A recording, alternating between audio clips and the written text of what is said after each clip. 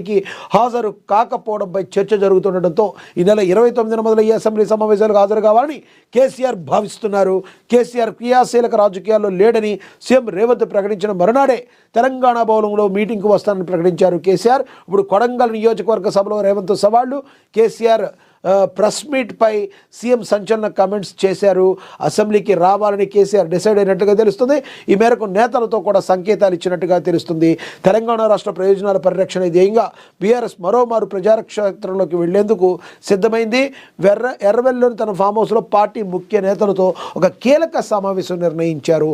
Almost విఫలమయ్యారా అని ప్రశ్నల జడివాన వస్తున్న వేళ ఈ రోజున కేసీఆర్ మళ్ళీ అసెంబ్లీకి వస్తున్నట్టుగా మరికి సమాచారం అందుతుంది. ఆయన ఒక కీలక సమావేశాన్ని కూడా ఏర్పాటు చేసుకున్నట్టుగా తెలుస్తుంది.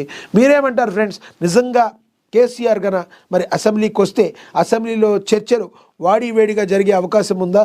గతంలో ఏం జరిగాయి, మరి ఇప్పుడు ఏం జరగబోతుంది అనేది ప్రజల ముందు తెలవడానికి మరి ఒక మరింత క్లియర్ కట్గా ప్రజలకు అర్థమవటానికి వాడివేడిగా చర్చలు జరుగుతాయని మీరు భావిస్తున్నారా? మరి ఈ సమావేశానికే సరిపోతుందా, లేదంటే నిజంగా కేసీఆర్ వస్తారా? ఇదంతా మళ్ళీ తూత్ మాలిష్ అదేమీ లేదు మాట తుచ్, ఇప్పుడేం కాదు తర్వాత చూద్దాం అసెంబ్లీకి అని మళ్ళీ యూటర్న్ తీసుకుంటారా? వేచి చూడాలి. మీరేమనుకుంటున్నారో కింద కామెంట్ బాక్స్ రూపంలో కామెంట్ చేయండి. ఇక నెక్స్ట్